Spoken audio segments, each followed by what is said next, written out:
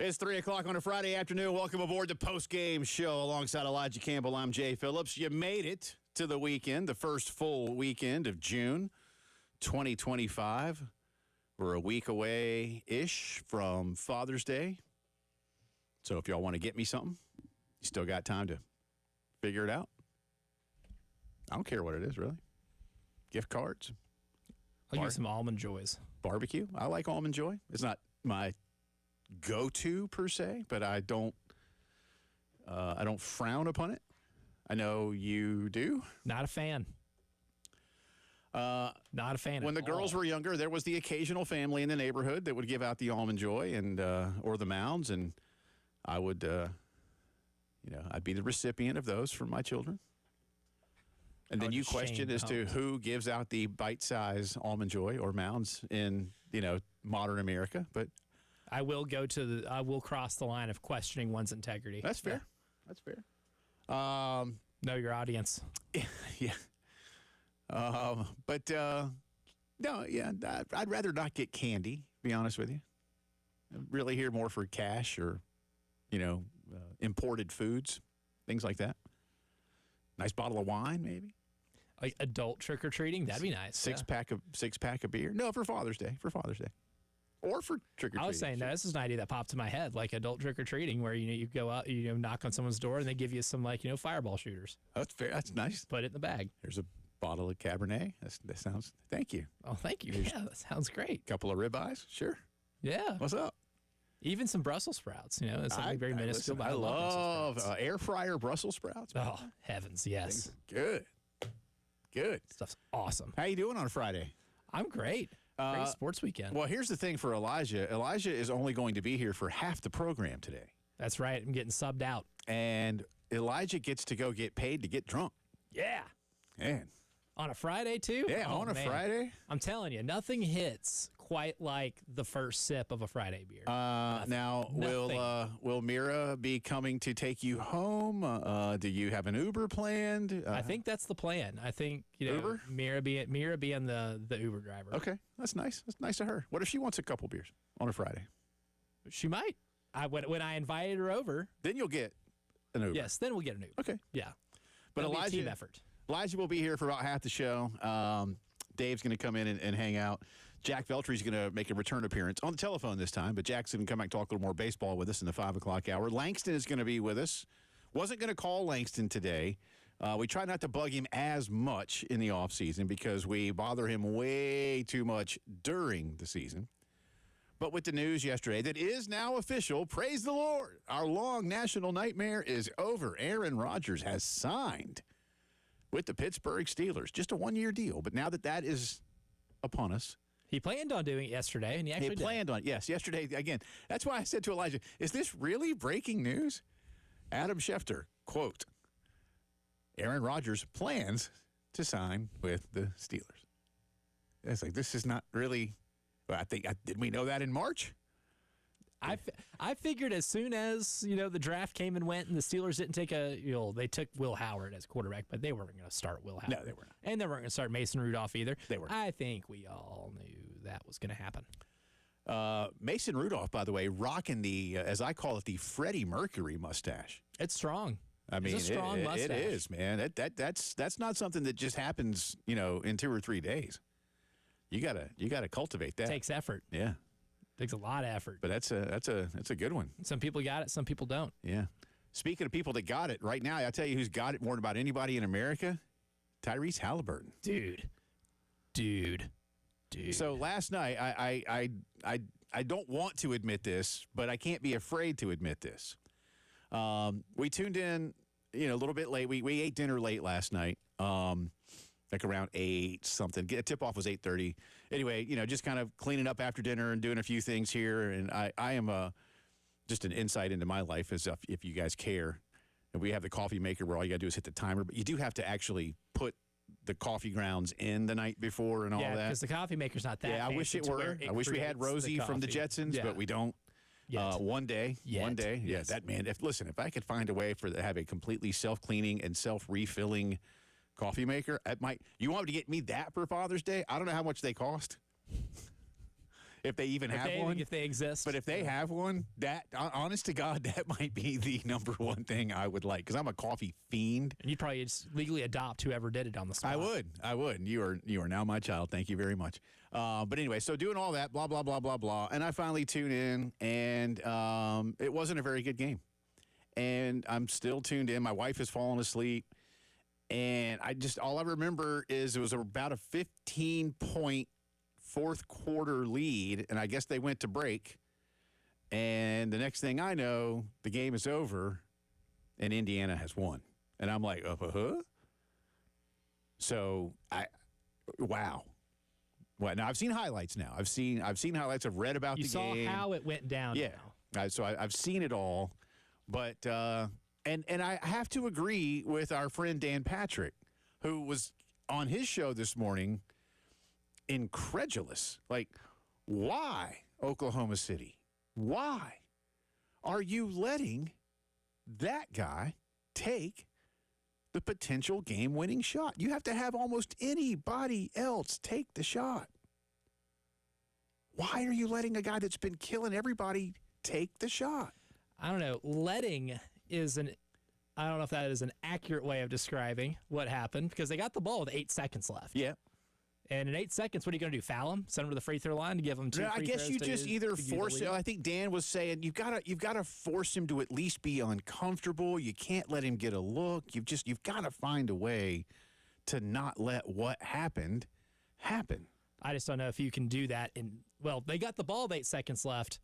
Aaron Nesmith got the rebound and passed it to Obi Toppin first. Right. And then passed it to Tyrese Halliburton. By the time the Burt caught it, we were about 5 seconds, 5.5 seconds left on the clock. I think at that point, you're at the mercy of the offensive player. I mean, sure, you can make them change direction, but the way Tyrese Halliburton's playing right now, the guy could have shot it from the parking lot. Seems like it. So good for them. Interestingly enough, the Thunder were 9.5-point favorites at home last night. After the game, they are installed as 11-point favorites that number's in Game 2. Up. Oh, they're going to make so much money. I do think the Thunder ended up beating them pretty good in the second game. But maybe not. Maybe not. I thought they'd win. I thought they'd get their double-digit home win last night. Yeah. Speaking of double-digit wins, North Carolina has opened super regional play up in Chapel Hill over the Arizona Wildcats. And, not just double-digit. Final score, 18-2. Ooh. Ugh. Disgusting. Ugh. Nasty work. Yeah. Getting ready to start Miami and Louisville. That will be in just a bit. I believe, unfortunately, there is a weather delay there in northern Kentucky. So they might not get it going just yet. Bummer. Later tonight, Florida State at Oregon State and Coastal at Auburn. Those are the four supers that get underway today. FSU and Coastal, in my personal opinion, two best road team chances, followed very closely by Tennessee, which starts tomorrow out at Arkansas. I think Arkansas wins it still. I do too. I still think they win the whole thing. I know you do. Yeah. I know you do. And firmly on that. Again, speaking of betting odds, Arkansas and LSU share the top odds at plus 370. So you can make some good money no matter who you bet on. But that's true. Either way. Yeah. And they could both make it, obviously. Now, odd numbers will change once we actually have 8 that go to Omaha. And now North Carolina just needs one more win in their next 2. But, that's one more win to get us to that dream Duke North Carolina national championship series. It would be. I know for some around here it probably wouldn't be cool, and I can understand why. But there's a part of me as a college sports fan that would love to see that, and it can happen. They're on different sides of the bracket, so it can happen. That would be juicy. Yeah. But I'm kind of with you. It feels like Arkansas is the best team in the field. I thought Arkansas was the best team in the SEC anyway. I know what Vandy and Texas were rated going in, seeded going in. We talked with Mitch Light of The Athletic yesterday. I think in a way he kind of agreed with us. Vandy got hot, and they were rewarded for winning the SEC tournament, and that's fine. Yeah, that's fine. I got no problem with that. How a lot of committees at the NCAA level. I can't say the College Football Playoff Committee does it. We don't have enough of a sample size yet with a larger field, but not only how have you done all year, but how are you doing coming into our tournament? I suppose I could actually pull back on that, Elijah, from 2 years ago, and say that help me out. FSU's quarterback that Jordan Travis. Yeah, when Travis got hurt, the committee did go, "Oh, you are playing well, but you're not going to be as good coming into our tournament." You did just win an ACC championship game by 10 with a third-string quarterback. Yeah, but we don't. Not good enough. But we don't believe in you. You're about to send like 7 dudes to the NFL. Yeah, Not good enough. But in terms of NCAA tournament committees, I think how you've been playing, weighs into it. But anyway, I think Arkansas is the better team. But Murray State at Duke, boy, the upset potential there. And I think Mitch was right. Duke. This is Duke's 4th super under Chris Pollard, who's done a fantastic job. Love that guy. I'm wondering how long he can be kept in Durham. I don't think long. Yeah, I don't think Duke's going to be able to pay at least the minimum of $2.5 million. Because you saw what Brian O'Connor actually ended up getting at Mississippi State. What was the number? 2.9. Yeah, it's a lot of money, man. It's a ton for a baseball coach. The market for top tier college baseball coaches pretty high right now. Yeah, that's good. Baseball has created a new market. And I think, you know what? I'm gonna say it is, as much as anything, Elijah Campbell, a testament to fans who have bought in and really begun to understand just how big it is beyond a few schools. This school is obviously historically into it. LSU historically into it. And there's others. I'm not gonna. Yeah, heck, I'll give Clemson their props, man. Clemson's always been historically into it. Yep. But Tennessee's not. Georgia's not. Auburn's not. I'm not even sure Florida, even though they've been good. I remember a super regional Florida had against Mississippi State a few years back down in Gainesville.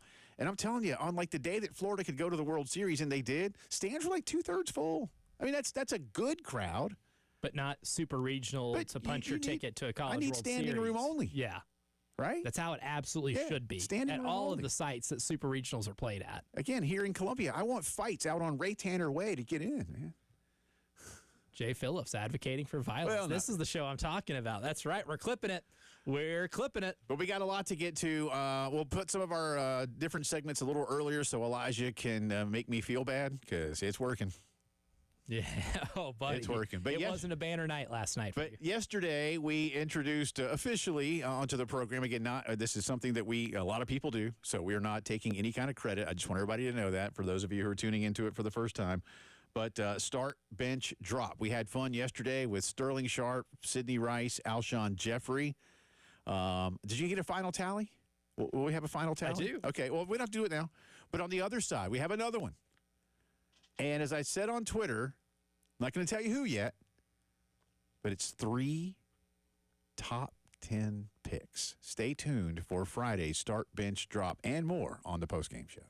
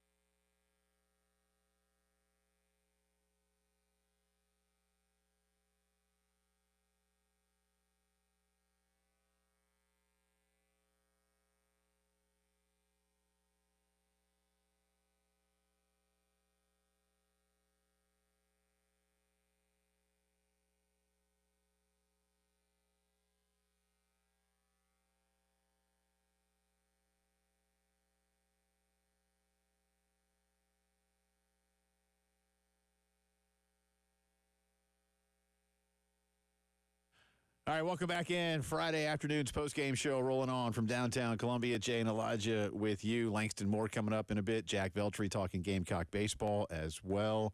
Super Regionals have started. Game 1 in the books. North Carolina thumps Arizona. 18 to 2. Nice way of saying it. Yeah, I could have been thumps. meaner. Gamecock fans might still have a little animosity towards Arizona. They might, yeah. Kept them from the three-peat, right? Yep. Sure did. Thanks, Rob Gronkowski. Felt like, I remember that series. Carolina just kind of ran out of gas. Mike Bibby have a good series? Mike Bibby and Rob Gronkowski didn't get to play. They were both on the IL. Salim Stoudemire? Nope. Nope. Channing Frye? No. None of those guys. Not even T.J. McConnell. Had a great night last night. Yeah. Anyway, all right, time for today's start bench drop. Yesterday was great. Let's get final results real quick. Yes. Again, in alphabetical order yesterday, you were choosing between Alshon Jeffrey, Sidney Rice, and Sterling Sharp. And if you've not ever seen any, show or anything else that does start bench drop, those three, you start one, you bench the other, and then unfortunately somebody has to go. Someone asked who you dropped. Yeah. And I know it's hard. I got one of the best responses yesterday. I forget how the guy put the order, but he was like, "May God have mercy on my soul for having to drop one." And I get it. This one could be harder today. I don't know. But first, real quick, final tally. And thank you to all who texted in, tweeted in, called in, emailed in. We got a lot of response, so I appreciate it. Yep. So the far and away runner here was the selections of starting Sterling Sharp, benching Alshon Jeffrey, dropping Sidney Rice. It's 13. We had 13 of our contributors say that. Second was starting Sterling Sharp, benching Sidney Rice, and then dropping Alshon Jeffrey. That had 5. With 3, we had starting Alshon, benching Sterling, dropping Sidney. And then with 2, we had starting Sidney, benching Alshon, dropping Sterling. And then with 1 each was mine. I was the solo one that started Alshon, benched Sidney, dropped Sterling. And then we had 1 starting Sidney, benching Sterling, and dropping Alshon. Okay. It's a nice mix. Appreciate it. I got a few others late that I probably didn't include for you, so I apologize on the Twitters. But, yeah, I went with the one that was the most. That was me. Start Sterling, bench Alshon, and drop Sidney. So today we ran through some other ones and ultimately settled in on what we think is a really good one because, as I said, it involves 3 top 10 draft picks out of Gamecock football. At the same position. At the same position. That's right. Some of you might have thought, is it going to be like George Rogers and Jadeveon Clowney and somebody? Nope. It is in alphabetical order. Start, bench, drop. Stephon Gilmore. Ooh, he was good. J.C. Horn. Oh. Dante Robinson. Yeah. Stephon Gilmore, pick number 10. Horn, pick number 8. And Robinson also pick number 10 when they left South Carolina. All good pros, all too. Fantastic college corners, all very good. JC's run is still going on. I know he's been banged up a little bit. Stephon Gilmore, a lot of people believe, is on his way to the Hall of Fame. I know he's on his way to the Hall of Fame. Robinson, not a Hall of Fame career, but a good solid career where he made a lot of money. In 2019, I'm still a firm believer that Stephon Gilmore should have gotten MVP votes. Yeah, that's probably just really hard for a corner for a corner, because he was the AP Defensive Player of the Year that year. Right. But that wasn't a year where I thought anybody on offense had like a significant season, like enough to maybe be better for MVP as opposed to what Stephon was. But like the guy took away an entire part of the field for a defense, for like a team that went 12-4, and the only reason they went 12-4 was that defense. Because that was the last Tom Brady quarterbacked Patriots team, And that offense was disgusting. Yeah. It wasn't very good at times. That's a good point. No, he's special, and he was in college as well. So hit us up on Twitter. We'll throw that out here in just a second. Or on the text line, 803-404-6100. Start, bench, drop. Stephon Gilmore, J.C. Horn, Dante Robinson, all three top 10 cornerbacks out of the University of South Carolina. I think I do know who I have at number. Who I start.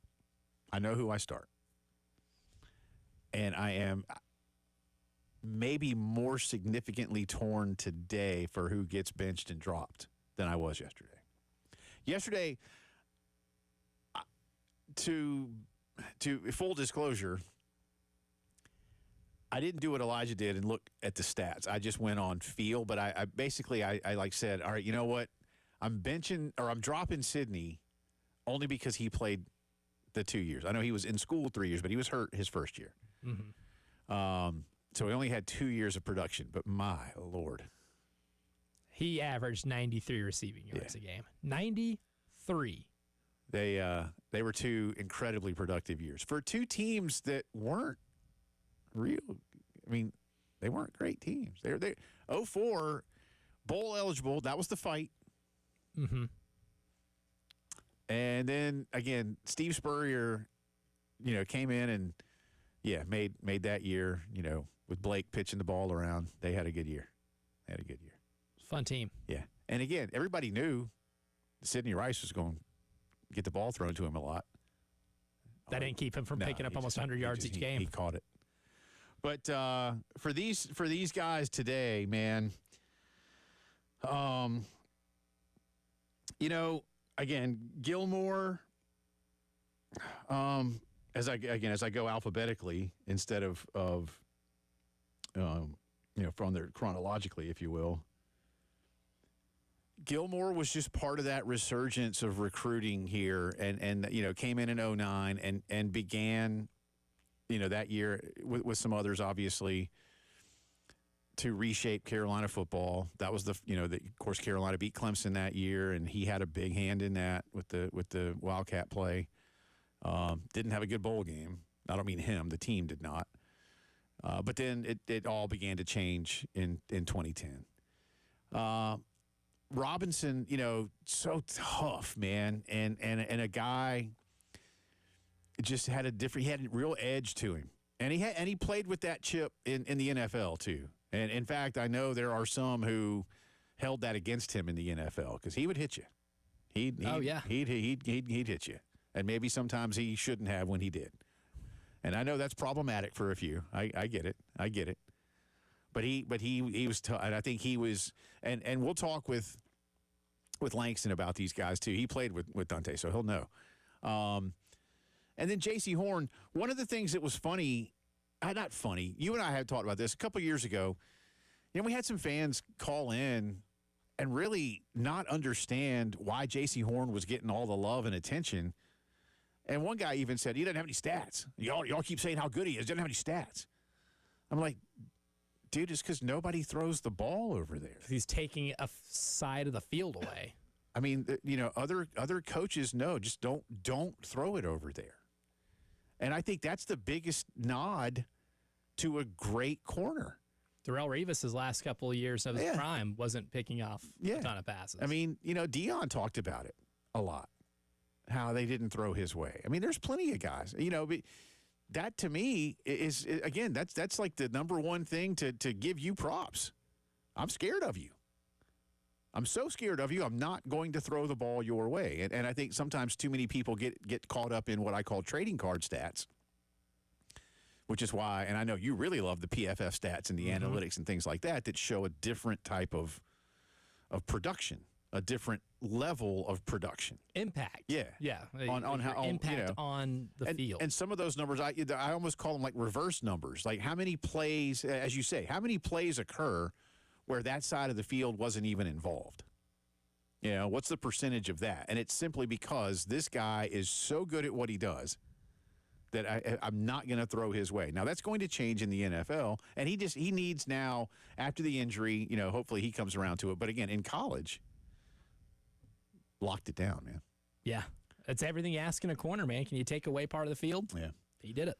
So hit us up, again, on Twitter, 1075 The Game. I'll get Elijah to toss that out on the station feed here in just a second. Or Already did. It's there. All right, there it is. Good. Beauty. All right. Or on the text line, 803-404-6100.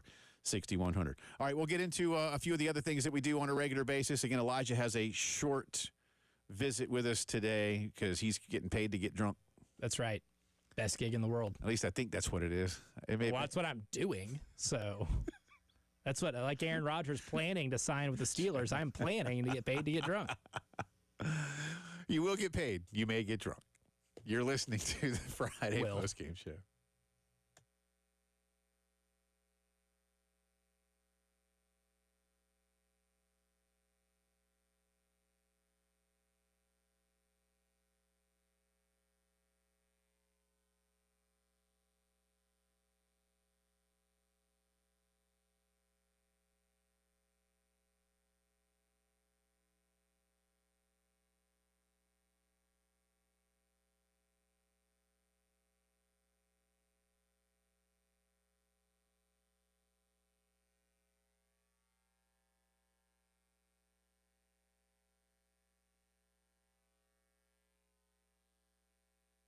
We're at a point now. Summer's upon us. I know not officially for another couple of weeks, right? But it's hot.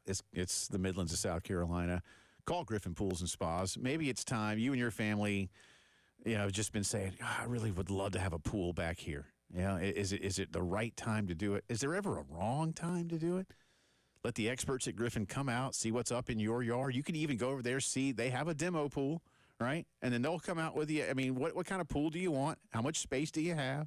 They can do all these things for you, and just a few weeks later, bang, there it is, that backyard oasis that you want. Maybe it's just a brand new hot tub. Maybe you already have a pool, maybe a hot tub to accessorize things. Or you have all these things, and speaking of accessories, you need to keep it clean, maybe add a few fun things, maybe even some grills and other tools. All of that right now, Griffin Pools and Spas, steps away from the Lake Murray Dam in Lexington, and online at griffinpoolsandspas.com. And invite us over.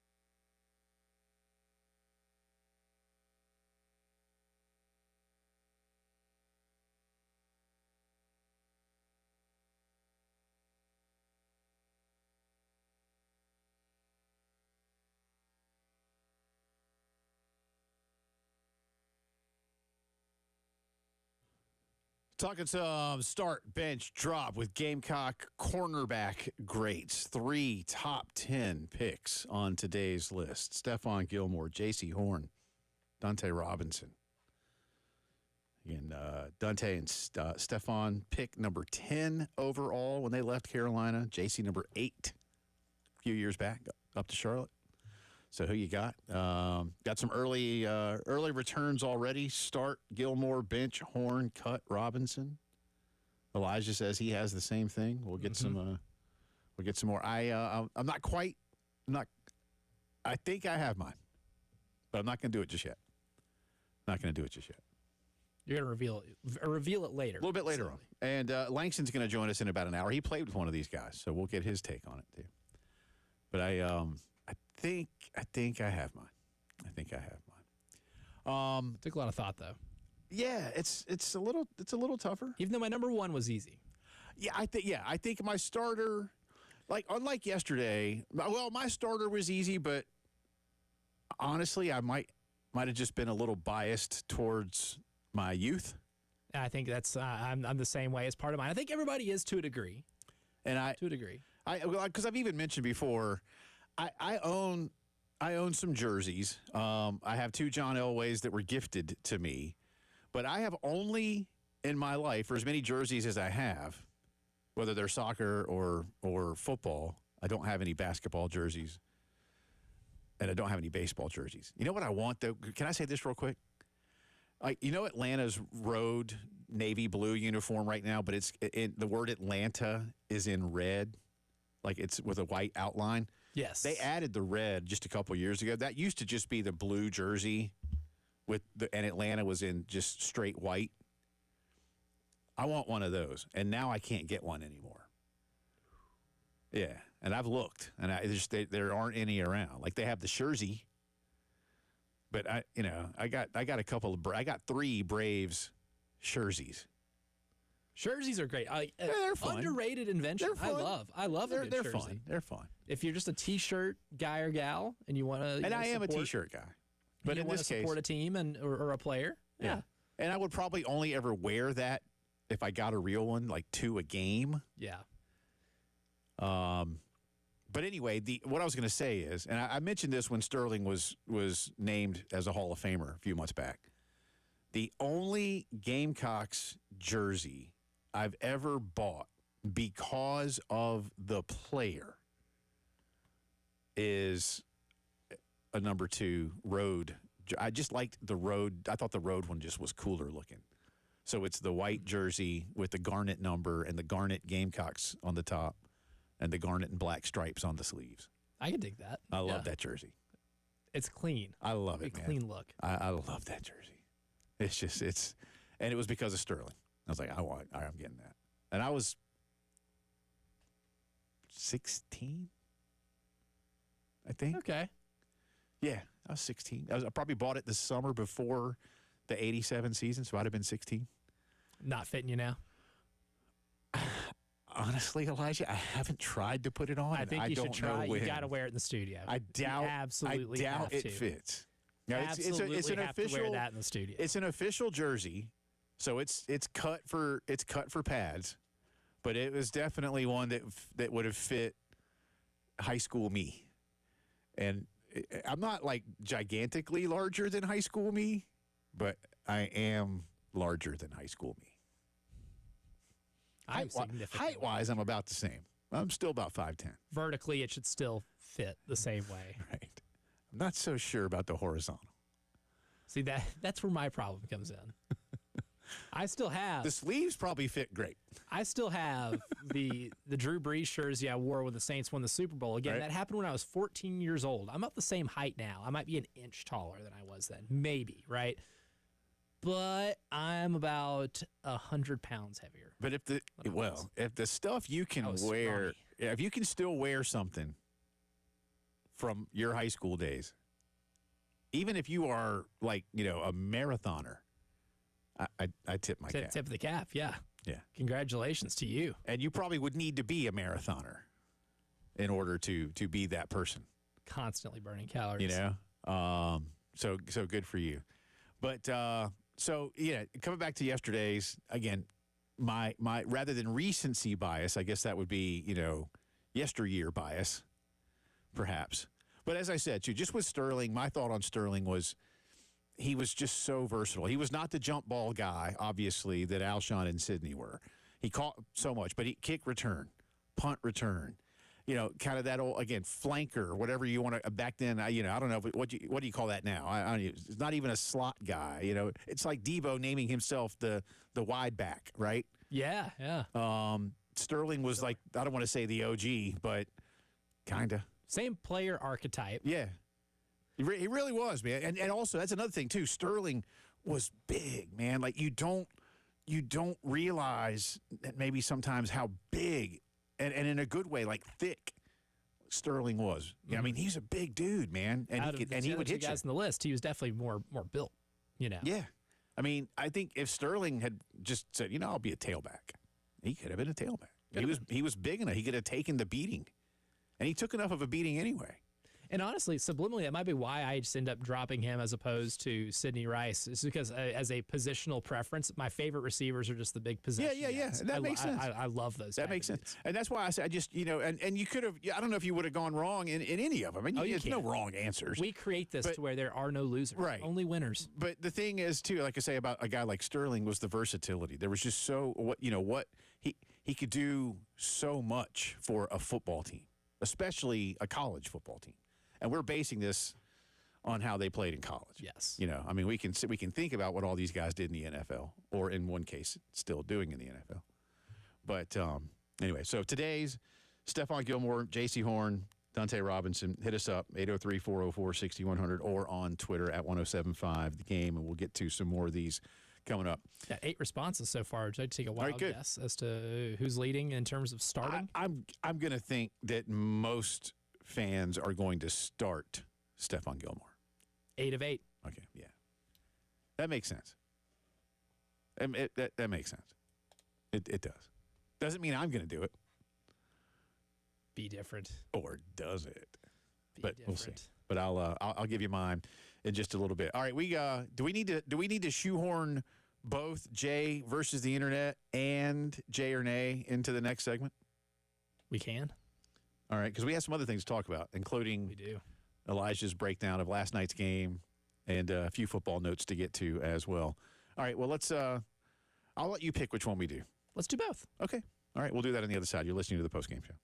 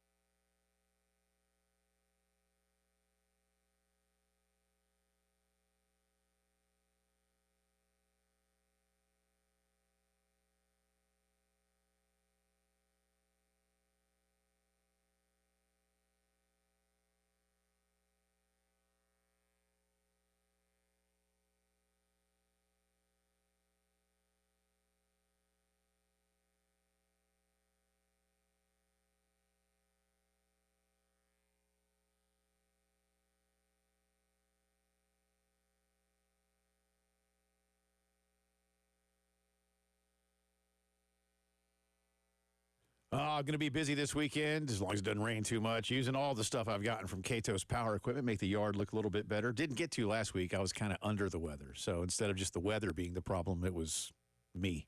But no matter how you're feeling, you're going to sometimes just have to get out there and get the yard work done. Do it better, do it faster, more efficiently with great stuff from Kato's. Maybe you love some of the things you have. Maybe that trusty lawnmower's been with you for a while, but maybe it's time to get those blades sharpened and get that engine tuned up a little bit. The service department at Kato's can get you in and out real quick. Time for something brand new. Let them fit you with the perfect Toro mower, and some great deals on some Toro mowers these days. I love my Time Master, y'all. 30-inch deck. I'm getting things done like twice as fast as I used to. Got the new pole saw. It's really made things a lot easier when I need to get some stuff done. I'm telling you, I love this stuff. You will too. Just stop in and see it for yourself, whether you do it for your yard, you do it for a living. Kato's, 4012 West Beltline Boulevard.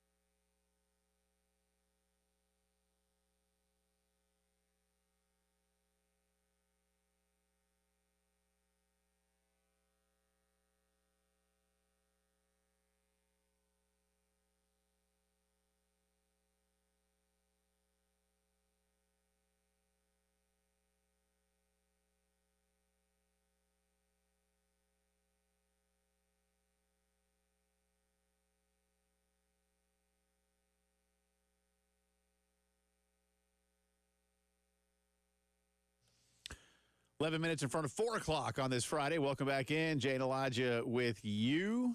Elijah will be here until about 4:30 or so. Then he is off to go do something else for the company. Yeah, drinking. Paid to get drunk. I keep saying that. Somebody that's probably above our pay grade is probably going to yell at me later. Because I'm not going solely to. No, you're not. No. It's an event that you're helping with the entire company down at Columbia Craft, and you were gracious enough to allow for that to happen because you do have a job. Yeah, if by gracious you mean they said, "Hey, we'll pay you extra to do this." My graciousness can be bought. That's the moral of the story here. Yeah, but no, there's an event.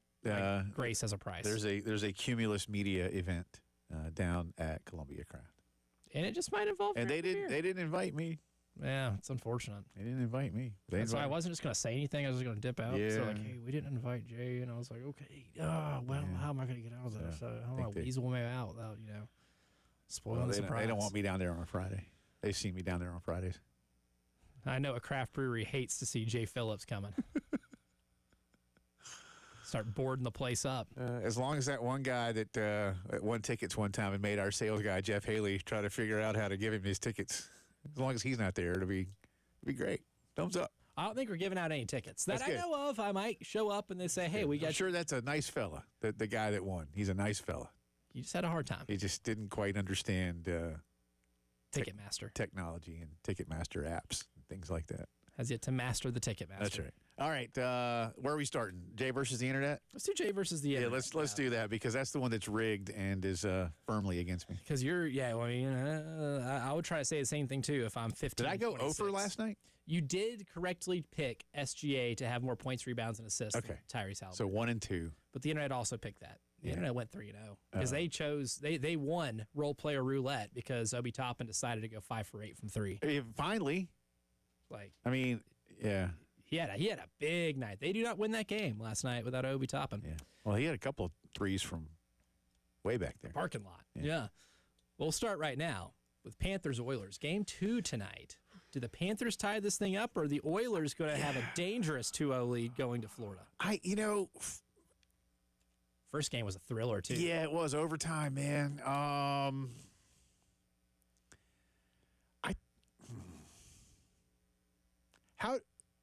Give me Florida. Okay. Give me Florida tonight. They've won on the road. I know how dominant they are overall.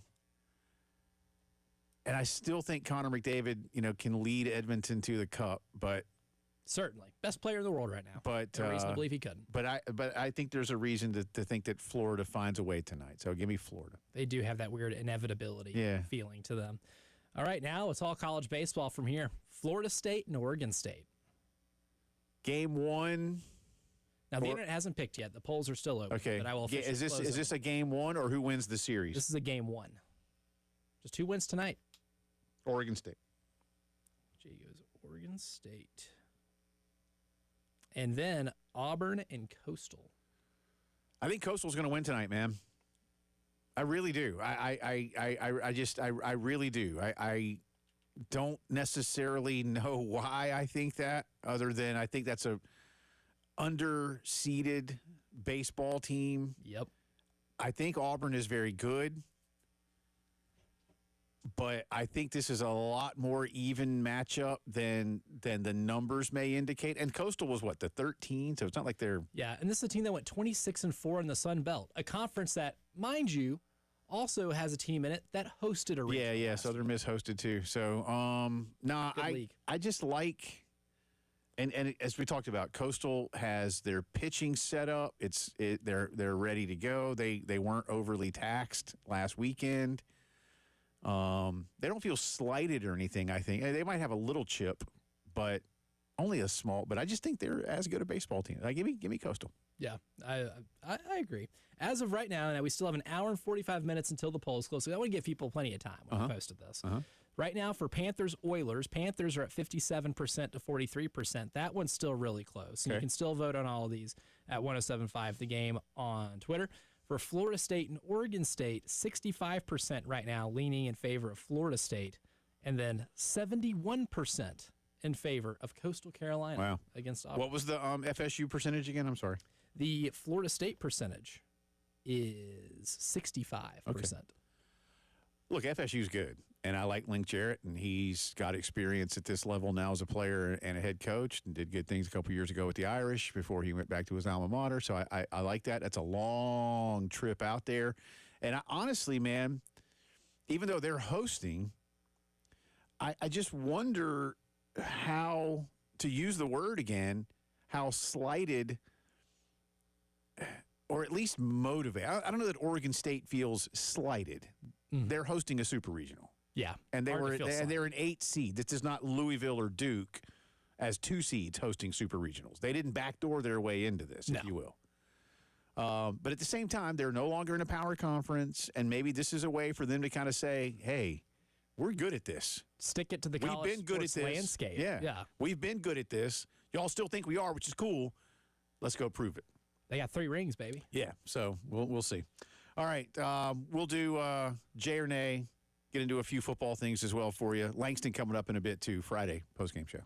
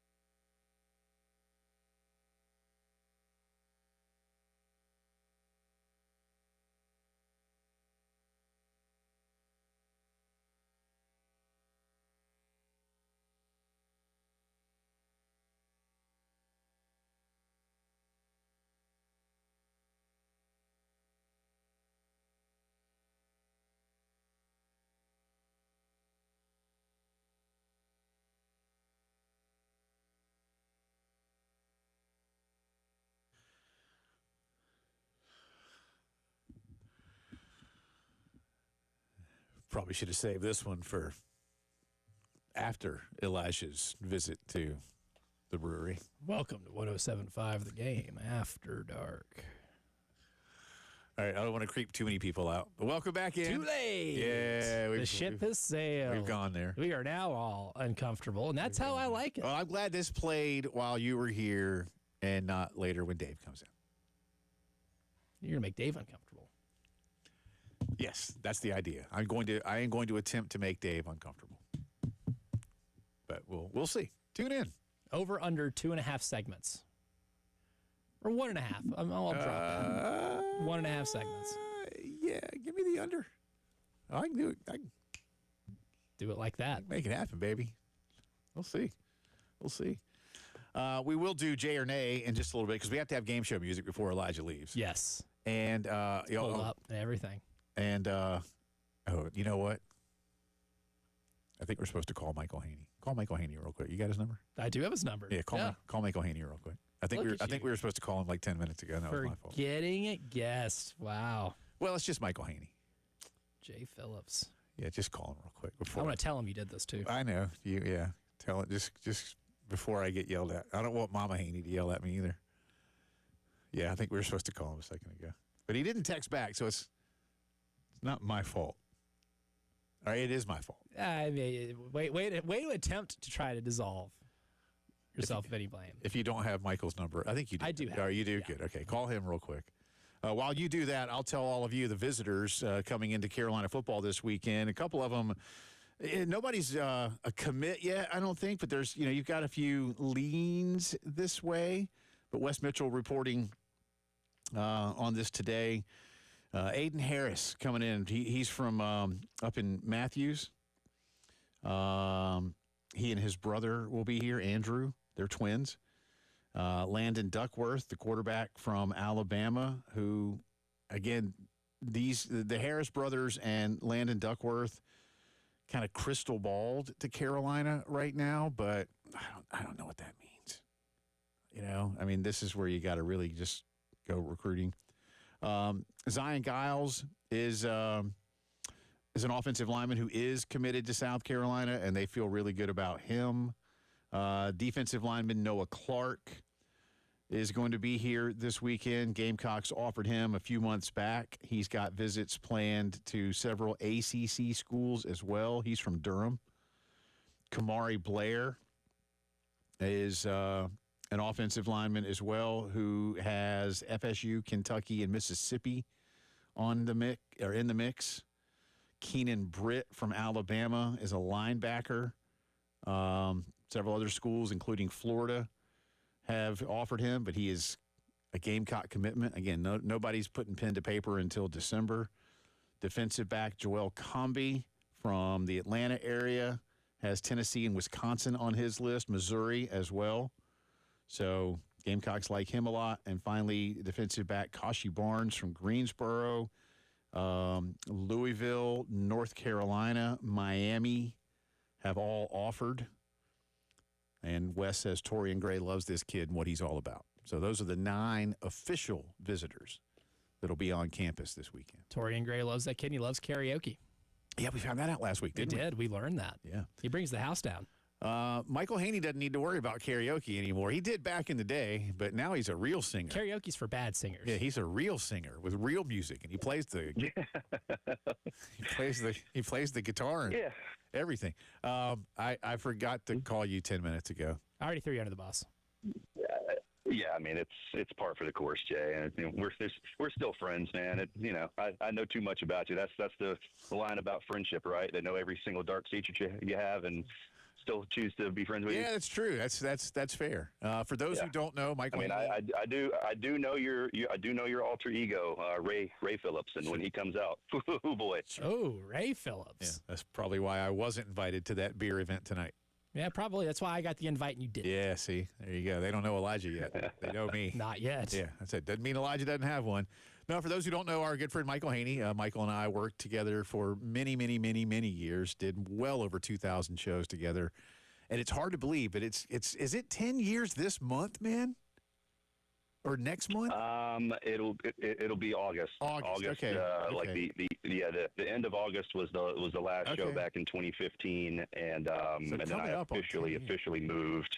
Yeah, September 15th, 16th of 2015. Yeah. So coming up on 10 years that Michael has been in the music business in Nashville, Tennessee.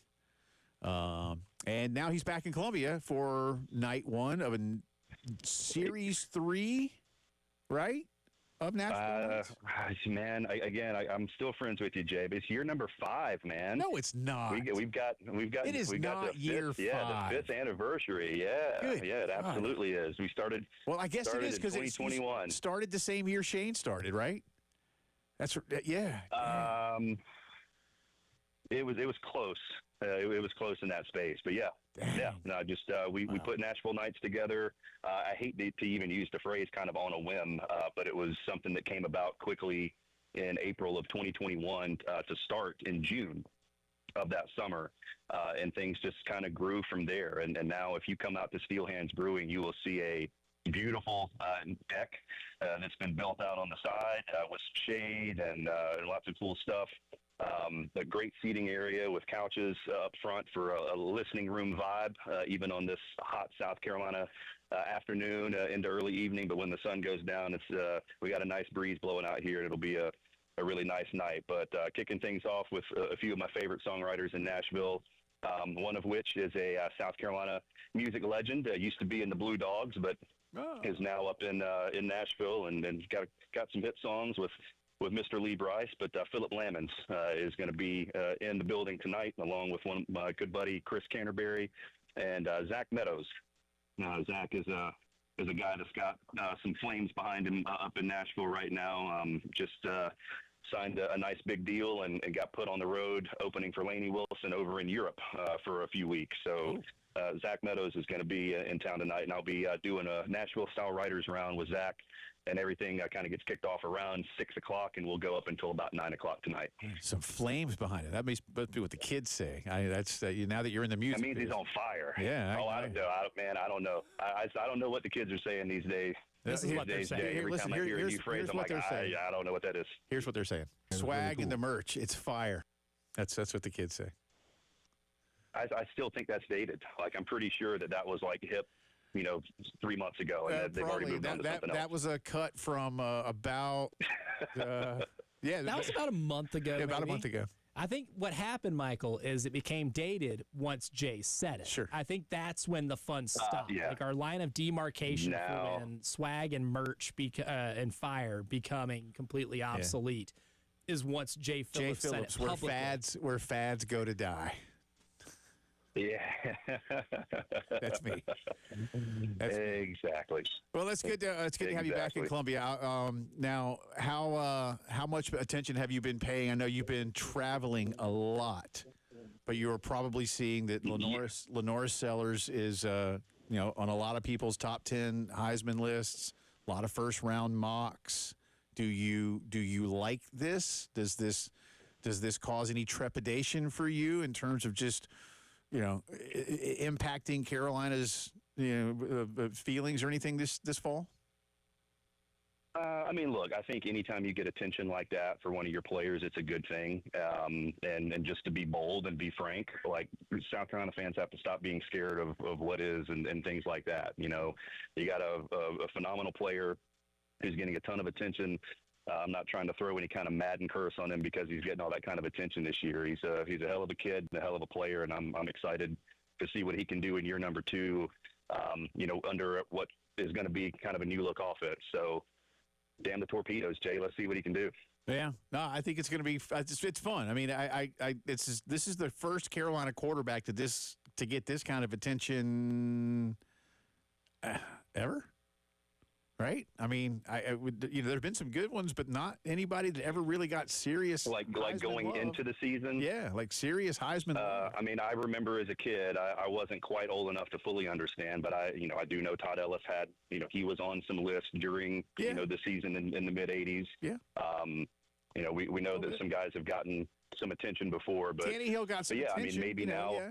But to this degree, I think we've seen guys at least mentioned, but yeah, you're right. To be on, to be higher up in early season Heisman list is it's rare. At least I think that's fair to say. It's rare. So I'm all for it, though, man. I really am. We all know what South Carolina's history is, but when you get moments like this, you just cross your fingers and hope everything works out for the best. That's what you got to do, right? Yeah. All right, Elijah and I have added start, bench, drop. We started it this week. Obviously, we're it's not unique to our program or radio station or anything like that. A lot of people do it. We didn't bench it or drop it yet. But we started it yesterday with Sterling Sharp, Sidney Rice, Alshon Jeffrey. Start, bench, drop. So we'll ask Michael Haney to start, bench, drop. Come on, man. Those three players. That's what we did. This is fun. You know how it is. Yeah, well, it is, and it's going to be completely unfair because somebody's going to have to do it. But if they happen to be listening, or somebody puts this conversation on a message board, I mean nothing by anything negative that could be or could be perceived negative by what I'm about to say. But in this order, I'm starting Sterling, I'm benching Alshon, and I'm cutting Sidney. Yeah, that's what I did too. That's that was the. We had a lot of different orders, but that was the one that was predominantly picked. So you're not alone. I don't think I know that there's a generation of younger fans that have no idea just how good Sterling Sharp was and what he could have been in the NFL had he not gotten injured and had to retire early. He was phenomenal, and he's obviously one of those players that the Gamecocks have been blessed to have over the years. That helped put some positive vibes on the program. So he's obviously going to be the guy that I would start. And I just think Alshon is that kind of player that was always sneaky with his speed. Like he just didn't. He was tall and lanky, and the way that he could glide and kind of move his hips between defenders to avoid tackles is just something that no other receiver that South Carolina's had has been able to touch that. So I'd like to have the option to bring him off the bench if I could. And Sidney is amazing, and he's great. But if I got to choose, he's going to be the one that gets cut. Well, I just held the fact that Sidney played 2 years against him, so that's how I made it easy for me. I was like, all right, I can use something that has nothing to do with anything other than time spent to make that one. Today's Michael Haney, today's start, bench, drop is Stephon Gilmore, J.C. Horn, Dante Robinson, 3 top 10 cornerback draft picks out of South Carolina. Start, bench, drop. Gilmore, Horn, Robinson.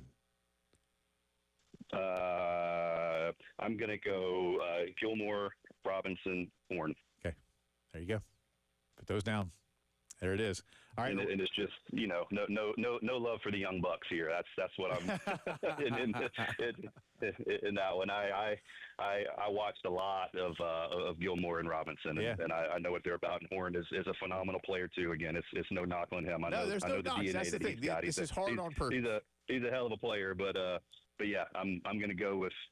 I'm going to go with my generation of players there. So Gilmore and Robinson. Well, one guy yesterday to make you feel better, and again, I can't remember what his order was. I have to go back and find it. But one guy did his picks, and I've already mentioned this once today. He closed his tweet back to us with "May God have mercy on my soul." He didn't want to. You don't want to drop one of these guys, but that's the thought exercise. You're forced to do it. All right, real quick here. I got less than a minute. Remind everybody again, starting tonight, it's season 5. I'm just old of Nashville Nights. So one more time, what's going on? Yeah, season 5. Yeah, season 5 Nashville Nights begins tonight. It is the first of 11 shows over the summer. Every single Friday night from 6 until 9 o'clock, I will be bringing my good Nashville songwriting friends and artists down, as I like to say, from Music City to the Midlands to share their talent and some hit songs that you have probably heard, some songs that you haven't heard, and the stories behind them, and hopefully the songs that you haven't heard before will be things that you actually do end up hearing on a more consistent basis. But again, really honored to have this partnership and be able to do something like this for 5 years. It's really great to work with Steel Hands and to be able to Steel Hands across the river, right? Together, like you said. Steel Hands. Yeah, Steel Hands across the river. But all of my. Yeah, 10 years. I say Nashville's a 10-year town, and in the 10th year, a lot of stuff that I've done between radio and in the music world now are all kind of blending together. So happy to do it. Come on out if you get a chance. Want to do some happy hour and come hear some music? Come see me tonight. There you go. Good stuff. We'll see you soon. Appreciate you. See you guys. That's Michael Haney. All right, we'll do Jay or Nay on the other side. It's the postgame show.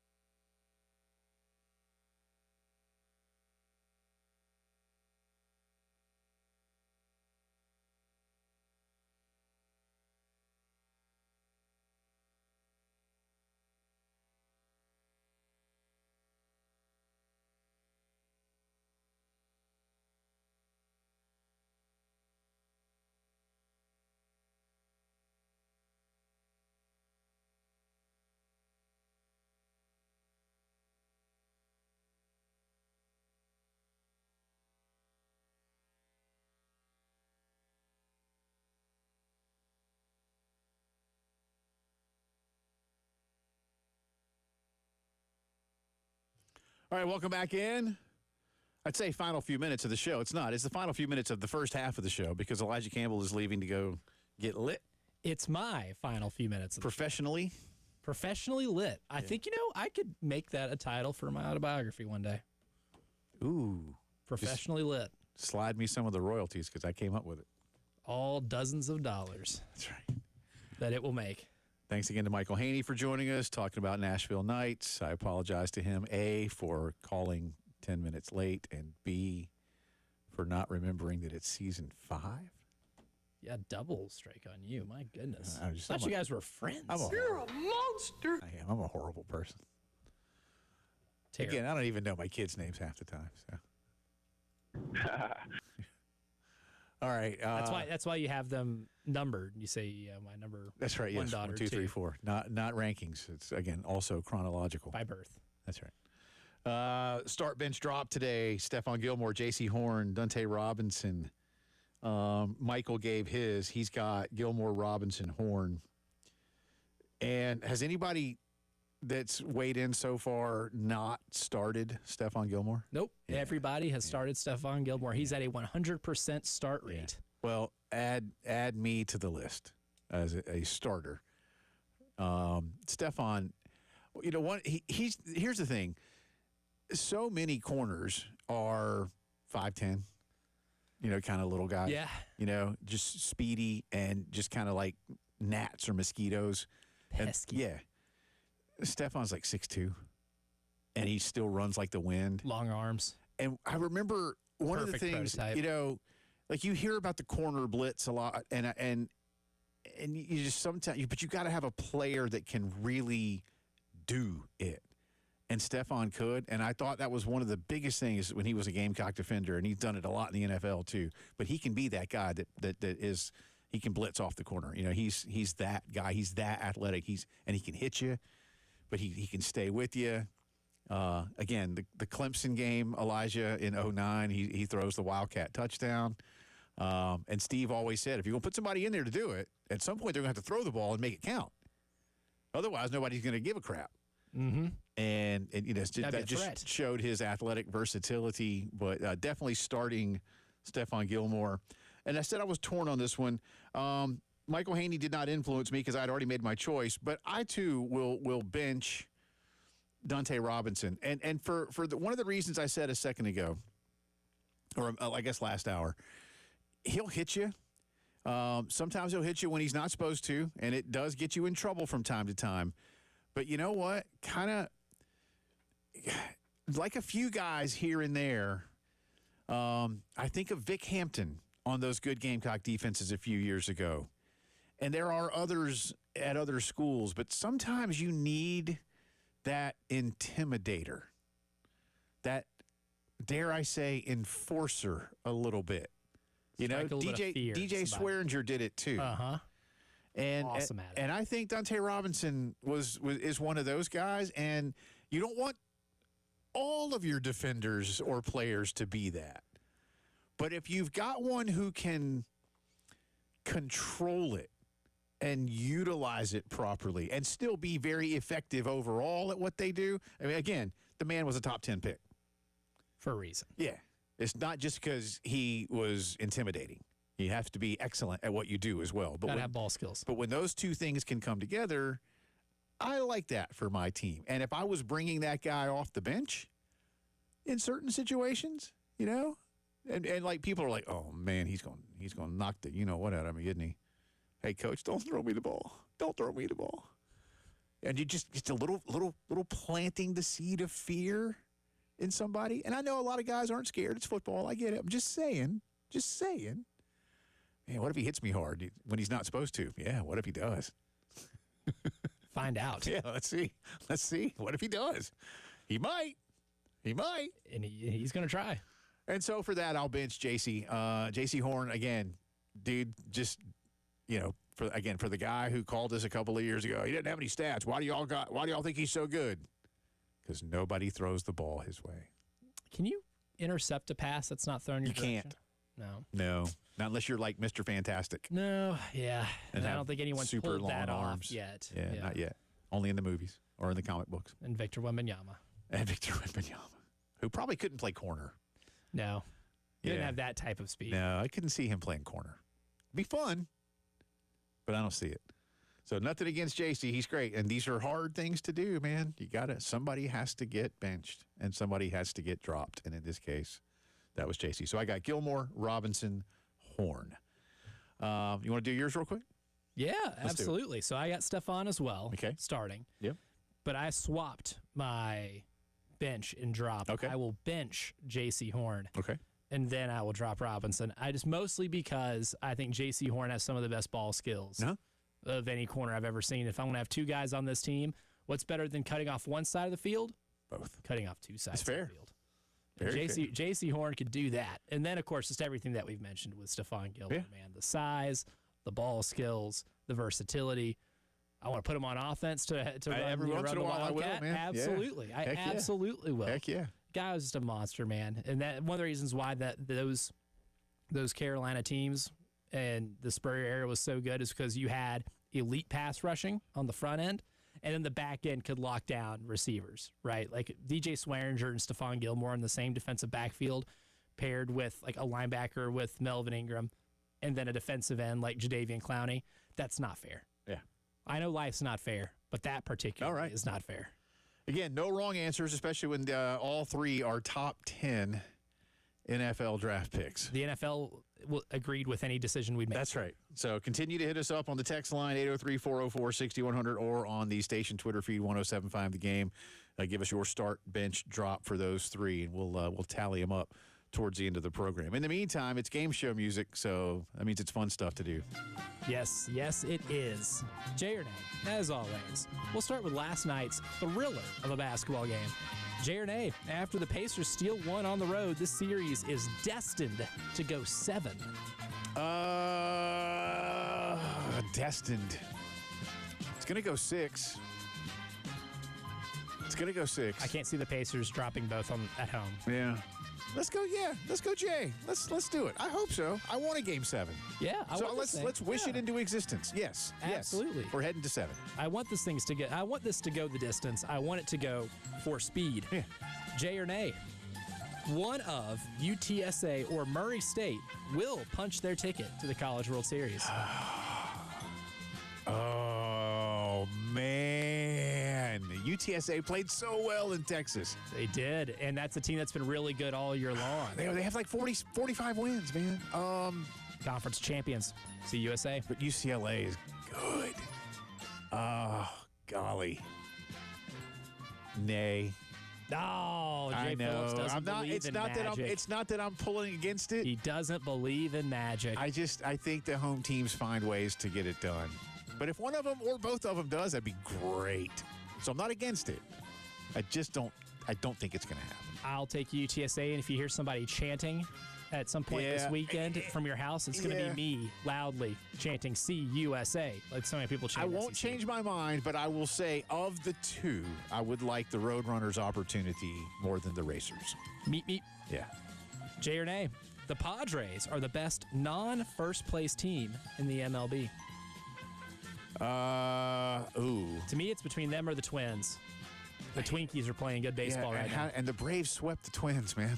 Somehow, with that pitching staff, the Braves' bats will go missing for weeks at a time, but against arguably And they swept them in Minnesota. Staff. They swept them at Target Field. Crazy. Sure. For now, yeah. Padres are good. And again, Padres came to Atlanta last weekend, and they looked strong. Yeah. And Atlanta did not. Both those teams hard to go against. Really, when I was looking through and I was formulating this question, I was like, man, it's got to be the Padres or the Twins. Yeah. It's one of those. I'll give you the Pods. I don't think there's a wrong If only answer. because the Braves have only won one game of 7 against the Dads. Against them, and they're 3-0 against Minnesota. So that's how I'll measure it. So I'll give you Padres. Have fun, sir. Y'all go see Elijah. Go have a beer with him down at Columbia Craft. Langston Moore on the other side, talking Steelers and more NFL and Gamecocks. It's the postgame show.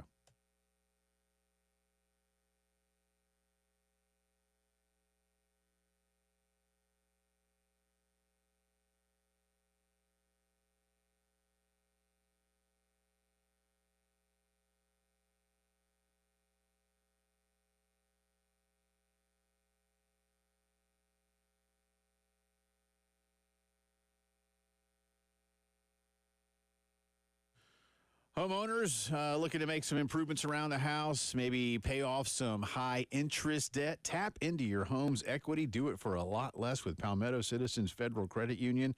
Home equity lines are a great option for families looking to remodel your existing home, maybe add a room, add a deck, add a pool, hey, whatever you need the money for, right? And when you unlock your home's equity, you can easily access your line of credit over a 10-year draw period to assist with all those needs and goals. So you can pay for a little bit now, a little bit later on, but always know that you've got access to the equity that you have earned through the years. You can apply today at palmettocitizens.org, or you can stop into any of their 14 convenient Midlands locations. They just turned 89 years old at Palmetto Citizens. They've been around the Midlands a long, long time. My wife and I are members. We love them. Check them out. Palmetto Citizens Federal Credit Union, palmettocitizens.org.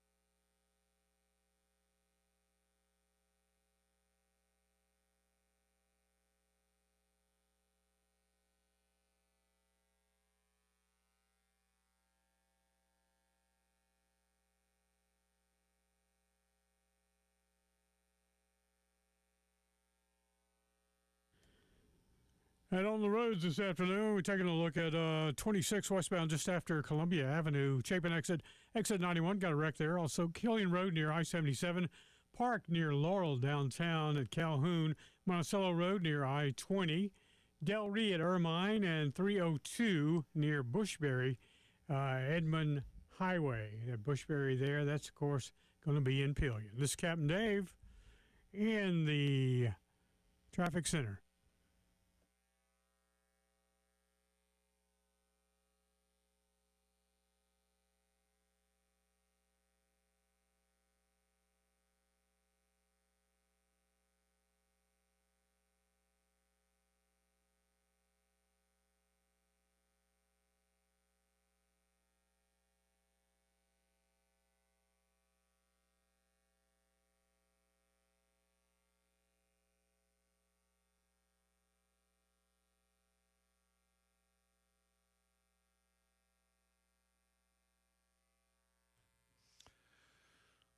Time to talk some NFL as it's now officially official.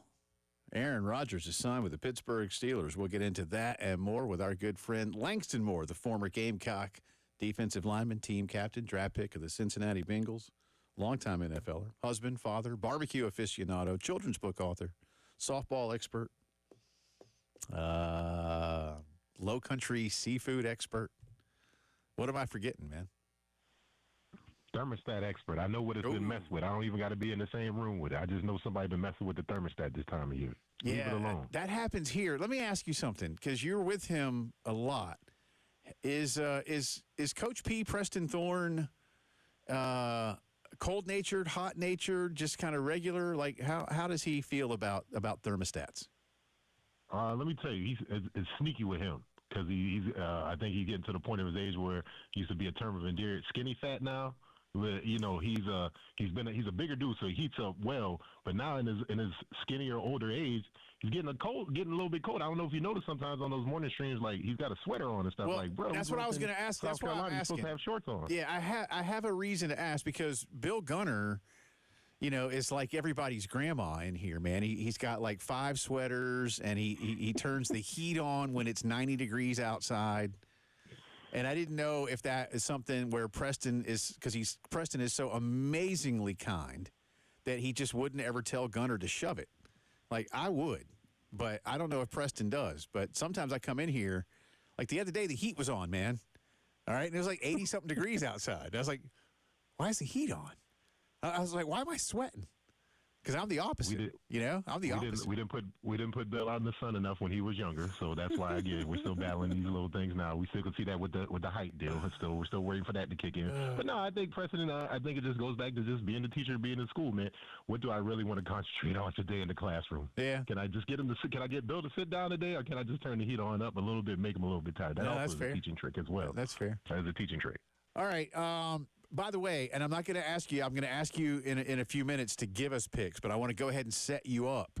All right? We're doing start, bench, drop these days, having some fun with that, and we've had Gamecock players the last couple of days. Today's start, bench, drop, Stephon Gilmore, J.C. Horn, Dante Robinson. I know you played with one of those guys. All top 10 picks in the National Football League draft. So you don't have to say anything yet. Start, bench, drop. Gilmore, Horn, Robinson. I'm doing that in alphabetical order too, so there's no bias there. But we'll let you pick a little bit later on, right? So you can be chewing on that. In the meantime, sir, we talked with you last week, and we thought this might happen. Then yesterday, news comes out: Aaron Rodgers plans to sign with the Steelers. I'm like, well, that's not breaking news, because I knew that back in March, or at least so I thought. Well, he has now. Before we knew this, Langston Moore, I would tell you that the Pittsburgh Steelers were the third best team in the AFC North without Aaron Rodgers. Now that they have Aaron Rodgers, I would say the Pittsburgh Steelers are the third best team in the AFC North. So tell me how much of a difference this is really going to make for Pittsburgh. The difference that it's really going to make for Pittsburgh is maybe that there's hope. Maybe that there's a little bit more hope, because we talked a little bit about it last week. Like, you know, we as a whole, Steeler fans or not, have seen how, like, you know, they win football games. Defense, get them in that environment. Regardless of the quarterback, we'll figure out some ways to maybe chuck it down deep. But, like, again, there's a reason Mike Tomlin hasn't lost a game. Has a losing season. But again, getting into the playoffs, flip the page and turn to the next stanza is like, okay, and then we're just getting exited out. So is it really just like we're staying around for one more extra week? Now, on top of that, Mike Tomlin has had success. Nobody is more revered than him.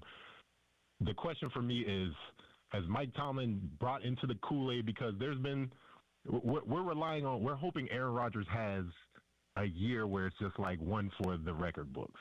Not the record books, like the history books. When I say that, meaning like beating against Father Time, trying to make sure that, you know, if he has the season that he had last year, 27 touchdowns, 11-something interceptions, does that get Pittsburgh past the first round of the playoffs? I don't know. I don't think so. To your point, third best quarterback in the AFC North. It's like being the fourth or fifth best team in the Big 12, or is that even a thing anymore? Right. So, like, okay, that's cool, but you're going to go to the ReliaQuest Bowl. Oh, we changed it. Now it's the Chico Stick Bowl now. So, in the NFL, what does that mean? And on top of what we're talking about in the AFC North, like, man, Jay, you know this as a Denver fan. Like, look at the quarterbacks y'all have out there in the AFC West. So we're talking about Burrow. We're talking, and then the home, like, so. I just think it's going to be a lot of ayahuasca and peyote to get my guy up. Not me, get my guy up there to come back to have one of these magical seasons. And maybe, I don't know, man, maybe this feels like a little bit too late to the party, because if you're going to have that type of stance, and it's going to be okay, this is the last hurrah, boy. Let's get everything clear. Let's make sure, in the words of Lou Holtz, my eyes are clear, and everybody's been doing right in the off season. You got to be there, man. It's the off season. You're the quarterback. It's not like you're the kicker or the wide receiver. Like, you got to be like. So we should have probably started this about a month ago. So I don't know, man.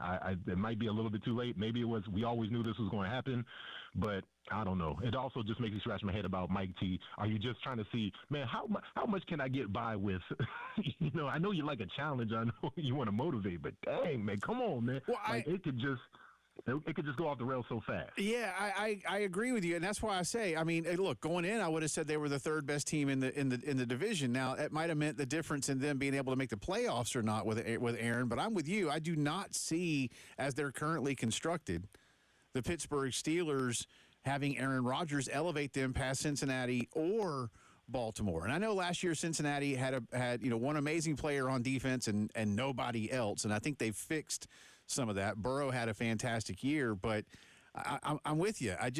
And look, third best team in your division, but you just mentioned the AFC West. And, yeah, I know I'm a fan of one of those teams, but I think my team is probably the third best team in the West. And then there's Buffalo, who's playing pretty well these days. It's just I'm kind of with you. I think this might just be a little bit too late. I don't see Aaron Rodgers turning – a 9-8 team into a 12-5 team and elevating past one of Baltimore or Cincinnati at this point. And he's certainly not going to be more productive. If he is, Langston, super. But I don't see him being more productive than Joe Burrow or Lamar Jackson.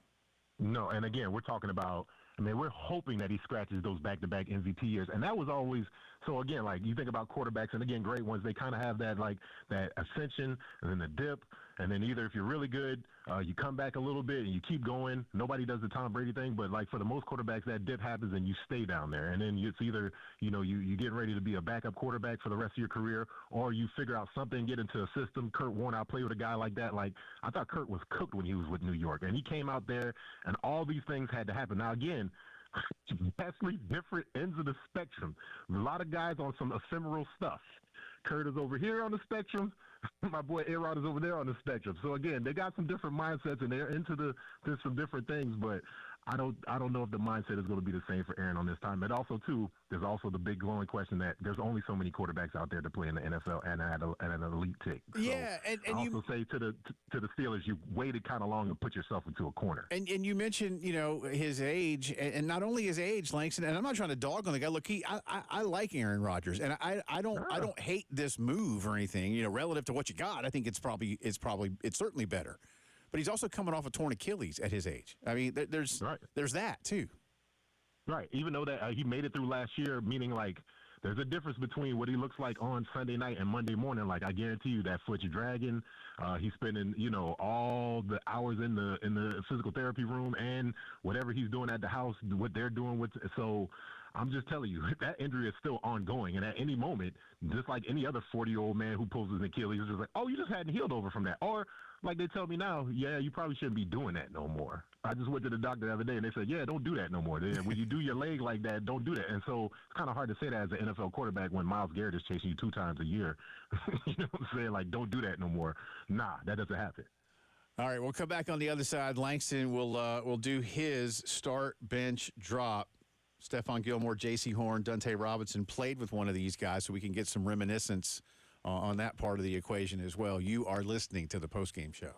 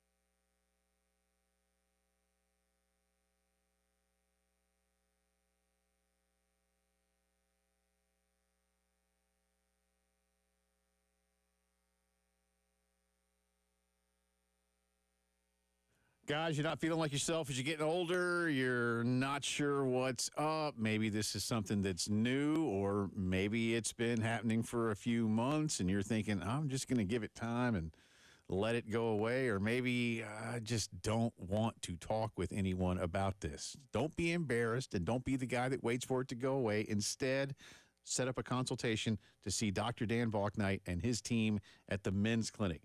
Listen, no such thing as one size fits all, no magic pills, all right, that you get in there and they, oh, yeah, here, take these. You'll be great. No, they get to know you. They get to know what's been going on. They get to know what's not happening in your life and then design a treatment that is just right for you. These are medical experts in healthcare for men dedicated to making you feel like yourself again. Fantastic results through the years. Do it for yourself. Do it for your family. 803-875-MENS, the Men's Clinic.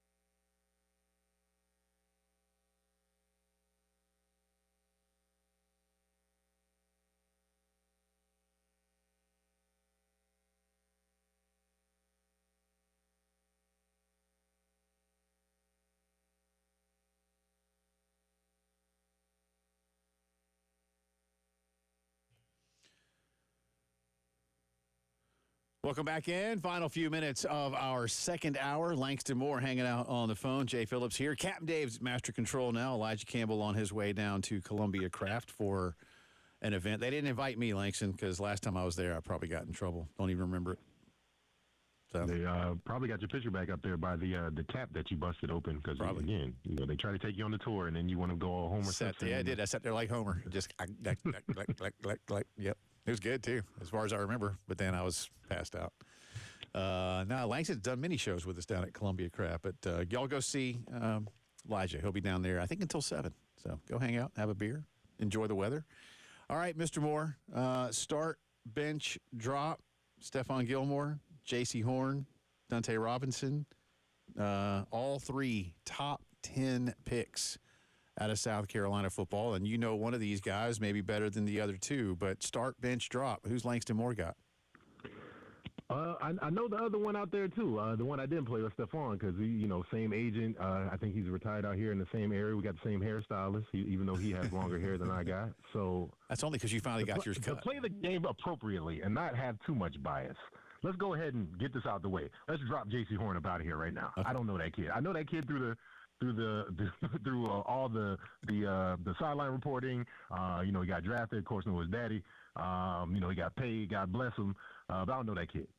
So we can drop him. We can keep him there. A phenomenal athlete. Don't hold anything against that kid there. But these two, it was very tough because I seen one of these guys in a cold Kentucky. Was it? See, again, this is where memory is funny, Jay. Yeah, I thought it was a cold Kentucky night. Might have been a hot Kentucky night. Anyway, there was a big quarterback. He slung it down there, and this fella named Dante Robinson went up there and caught it. Was it right-handed on the left side? Anyways, phenomenal. Always imprinted in my mind. Then the boy had the nerve to go out there and run like a 4.3 in the combine. I was like, what are you doing? I know you trying to get paid, trying to get all the money. But so it came down between those two guys, but I was going to say maybe Dante, but it's going to have to be Stephon. Yeah. I was going to say Stephon was always going to be the first Gamecock going into the Hall of Fame, but it's now going to be the second. Our illustrious Sterling Sharp. So we can maybe John Abraham gets there before Stephon because he's got a little bit more time. He got to wait a little bit longer. So I still got John penciled in there. But I'm going to go start Stephon, next Dante, and then J.C. Horn. You still got some time. Got a whole bunch of money. You'll be all right. Yeah, there you go. Well, that was my three, too, so I feel completely vindicated. That was Haney's, too. He was on with us earlier. He's doing his Nashville Nights tonight, and that was his as well. We'll tally some of these up from y'all coming up in a little bit. One of the things I said about Dante, I mean, look, an amazing corner for sure and could play the game. But what I said, too, about him is he had that little edge to him, Langston, and every once in a while, like Vic Hampton or DJ Swearinger from a few years later in those Steve Spurrier teams, and you don't want him to cross that line too often, but the threat of it in an offensive player's mind, like, man, is he going to hit me in a way he's not supposed to? And all of that, a lot of that is because of he had him, Jonathan Martin. There was a whole handful of these guys. We couldn't really find a way back in the early 2000s a position for them. They couldn't be cornerbacks. They couldn't be. So we had to put them at spur. Not necessarily safeties, not too deep, but just hovering around the box a lot. And when I tell you all they did, Jay, was do Oklahoma drills. I felt so, as a lineman, I felt sorry for these dudes all day. Even, I swear, when we were in pads, these guys, you would hear them over there, wah, wah. And so for 2 seasons straight, Dante was just out there, perfect cover 2 corner, perfect man corner, because that's a lot of God-given stuff for him. And that's why it just worked out perfectly. And on top of that, he was a guy who would never shy down, turning down a block. So he was perfect and also kind of opened up the floodgates for like that pipeline from Bob McNair, the Houston Texans, because it was Dante, then it went Fred Bennett, then it went J. Joe for a while, then it went Fred Bennett, then it went DJ Swearinger for a while, then it went for a long time. It seemed like a pipeline of South Carolina guys just always, especially DBs, ended up out there with the Houston Texans. Yeah, no doubt. And Jonathan was a first-round pick, too, so there you go. Absolutely. All right, y'all check out athletessandartists.net for all the latest on the Just a Chicken series, how you can get Langston and Preston into a school or speaking group near you. Follow Langston on Twitter, Remove the Change. You can probably hit him on Twitter, too, and he'll tell you how he'll come speak to you. He's not shy. Appreciate you as always, man. Have a great weekend. Best to the family. We'll talk to you soon. Thank you, man. Be good. That's good stuff from Langston Moore. Hour 3 of the postgame show is coming up.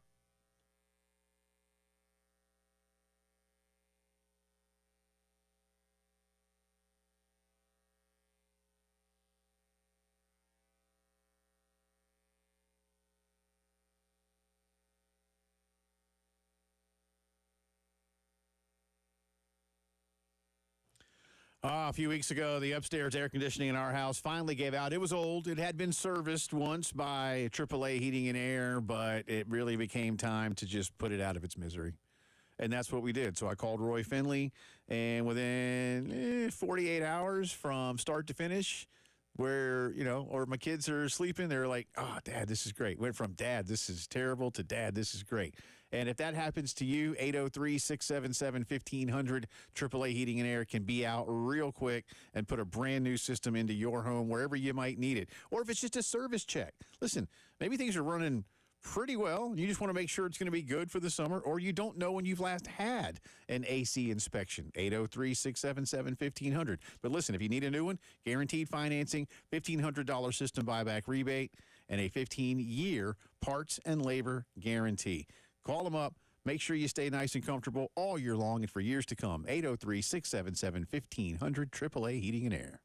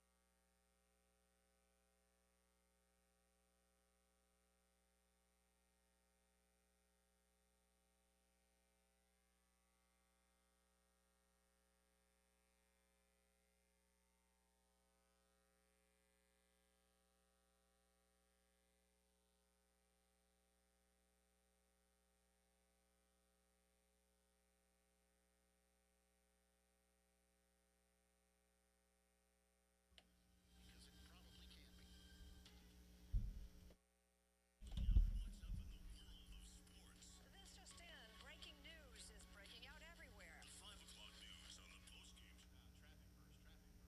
Some breaking news. My earpiece like this. And now, traffic sponsored by Wetzel's Automotive on the Game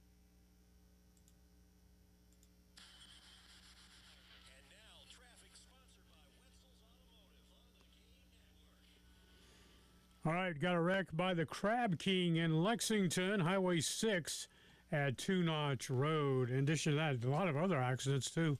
We have one on I-26, 4 Piney Grove Road, Killian Road at I-77, Park at Laurel, Monticello near I-20, Del Rey at Ermine. Also, Edmond Highway at Bushbury, in Pillion, Clemson Road is Sparkleberry, Fernandina at St. Andrews Road, Forum Drive, Marketplace Common. And we...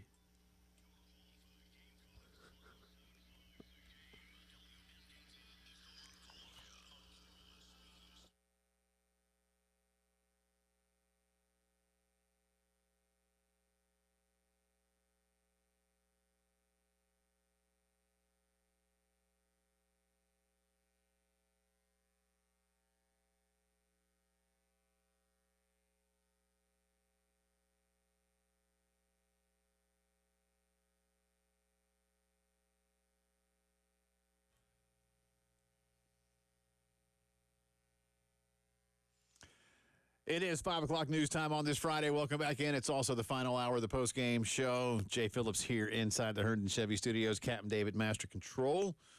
Jack Veltri will join us in a little bit. We'll talk Gamecock baseball recruiting. Yeah, kind of. Yeah, what's going on with the transfer portal? That's coming up in about 15 minutes. Speaking of baseball, the Atlanta Braves today have made a couple of moves. This after an embarrassing loss at home yesterday that also saw them swept by the Arizona Diamondbacks. If you missed it, well, be glad you did, because I didn't. The Braves allowed 7 runs in the ninth, blew a 6-run lead. It was 10-4 going into the ninth, and the D-backs came away with an 11-10 victory. Today, Atlanta has brought Craig Kimbrell back to the big club. You might go, wait, Craig Kimbrell, you mean the closer that was an all-star for the Braves a long time ago? Yes, that guy. He's now 37 years old, spent his first 5 full seasons with the Braves. In that time, had 186 saves. Remember, he was traded when the Braves went through the fire sale and the intentional, I don't want to call it tanking, but just rebuild. All right, that's the thing. And, of course, it worked. It worked. But he was gone for a while, San Diego and some other places. Now he is back. The Braves also traded right-hander Scott Blewett back to the Baltimore Orioles for cash. They recalled left-handed reliever Dylan Dodd from AAA, and Daysbel Hernandez has been put on the 15-day IL with what they call forearm inflammation. In 15 seasons now, Craig Kimbrell has 440 saves and a career 2.59 ERA. He was an all-star just 2 years ago in Philadelphia, signed a minor league deal with Atlanta in March. So is this the answer for the Braves bullpen? I don't know. It's going to help, I think. But we'll see how fresh and ready to go Craig Kimbrell is. It's a lot different Craig Kimbrell than years past. Raisel Iglesias has just not had it this year as the Braves closer, and the Braves bullpen overall has been far, far less productive than people have become accustomed to. Braves will go out on the coast tonight to take on the Giants, who are well ahead of them at this point in the wild card race. Again, Braves way back in the wild card chase at this point. Somehow, though, Atlanta is the betting favorite tonight. The money line sees the Braves at minus 135 to plus 115 for San Francisco. And on top of that, the Giants starting pitcher Hayden Birdsong is 3-1 with a 2.37. Spencer Schwellenbach goes for Atlanta. He's 4-4 with a 3.13.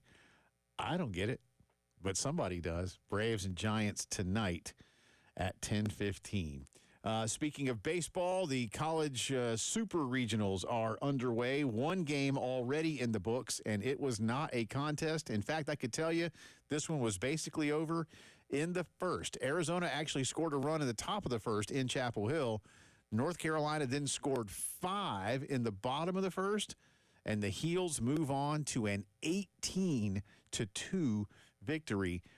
North Carolina had 5 innings today where they scored multiple runs against the Arizona Wildcats. And game 2 today is not a whole lot different in terms of one team being way out. Louisville is hosting Miami, a couple of 2 seeds from the ACC, squaring off in Kentucky.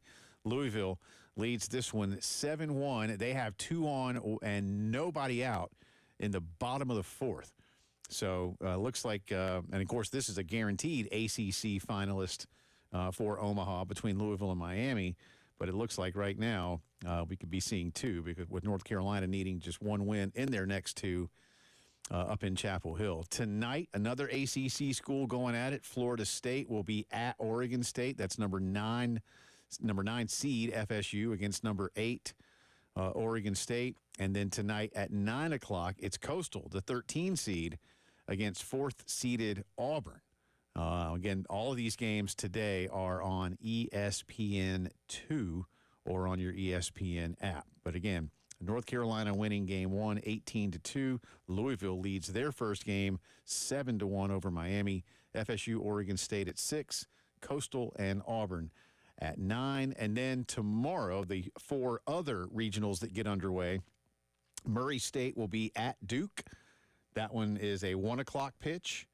At 2 o'clock tomorrow, West Virginia at LSU. 5 o'clock tomorrow, maybe the most anticipated of all of these series, Tennessee will be at Arkansas for game 1. And then tomorrow night, UTSA, that's Texas San Antonio, at UCLA.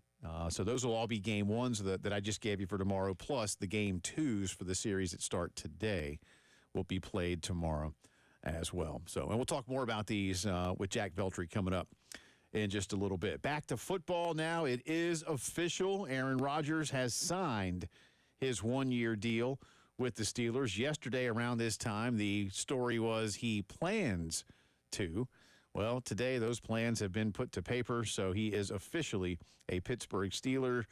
That being said, there is one more bit of news. He has to go get his physical and make sure that everything is good to go there. Again, I'm with Langston on this. Not quite sure what it is that has taken so long. I'm not here to knock anybody, so I'm not being judgmental.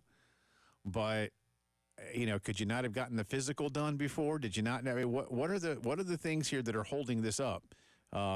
Because with someone who's never played with any of these guys, and a team that is, in a relative sense, struggling to regain its form, the more time you have, the better.